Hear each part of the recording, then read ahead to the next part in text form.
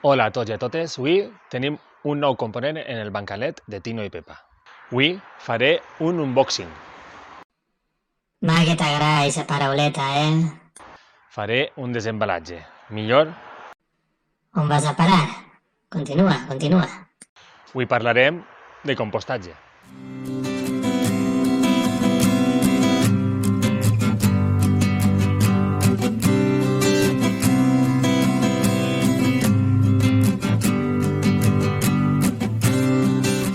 Vos deixaré en la descripció l'enllaç per a comprar este concret, per si vos interessa. A mi és el que més m'ha agradat, per grandària, per preu i per característiques. Este té molt bona aireació i no té base. Per grandària tampoc em fa falta molt més perquè el bancalet és xicotet. I el preu era raonable, malgrat que això pot variar durant els mesos. Obrim el paquet i vos ensenyo què hi ha.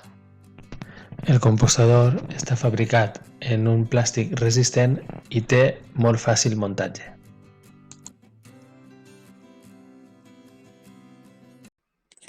Acabes ja o què?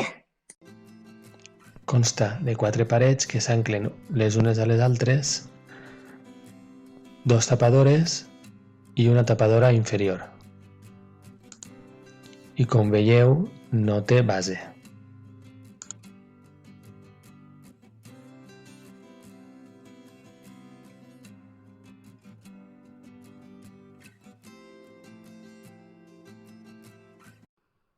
Una setmana després... Bé, ja el tenim muntat. Com podeu veure, les tapes, ara anem a buscar-li el seu lloc definitiu. Hem triat aquest lloc, en aquest racó, perquè està prou aïllat del sol, no li pega sempre el sol tot el dia.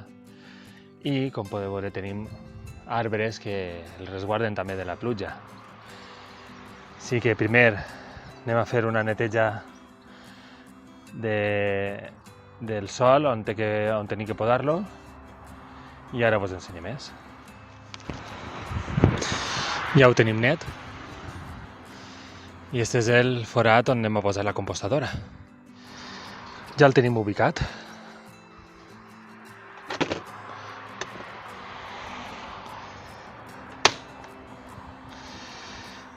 Tenim en terra i així tenim la porta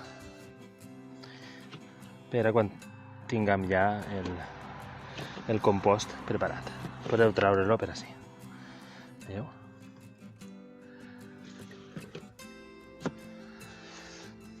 Ara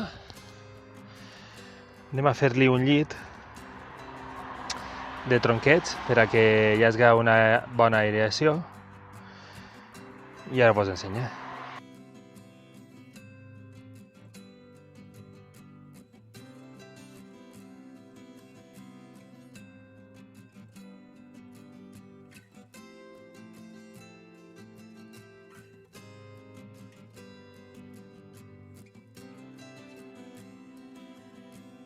Una vegada ja tenim la compostera en el lloc definitiu, com hem dit, un lloc resguardat de la pluja i del sol directe, ja podem començar a compostar, a tirar-li, a afegir-li coses.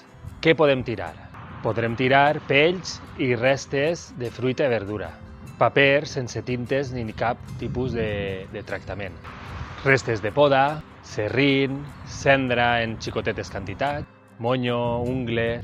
Els cítrics tampoc podem podar-ne molts, tenim que controlar la quantitat que posem. I ara, què no podem posar? Per exemple, els excrements de gossos i gats, perquè poden tindre bactèries. Ni plàstic, ni metall, ni vidre, ni filtres de cigarrets, ni paper. Jo no posaria paper, però el paper amb tintes, perquè són tòxiques. Tampoc podem posar restes de carn i peix, perquè això sí que atrau als possibles animals que oloren esta carn i vagin a menjar-la. Tampoc posarem restes del que agranem a casa, de l'aspirador, ni res d'això. També podem afegir uns cucs que s'anomenen cucs californians, que són els que empren els pescadors per a agilitzar el procés de compostatge. Els podem trobar en qualsevol tenda de pesca. També podem afegir productes químics per accelerar aquest procés. Però jo per ara no li afegiré res i miraré com va funcionant el compostatge i ja decidiré. Podem compostar en casa, perquè compostar no implica ni tindre mals olors, ni tindre plagues, ni atraure animals que puguen anar a menjar-se el compostatge. Si ho fem bé, només ens durà avantatges. Pensem que la natura composta des de sempre. És una forma de recirculació. Una cosa mori per alimentar a l'altra. Ja sabeu que jo, mestre de res, aprenent de tot. Tota la informació l'he trobat en internet. Vosaltres també podeu buscar i compostar vosaltres mateixa a casa. Si teniu un pati, millor. I si no, en casa mateixa, per a les vostres plantes, també podeu compostar perfectament.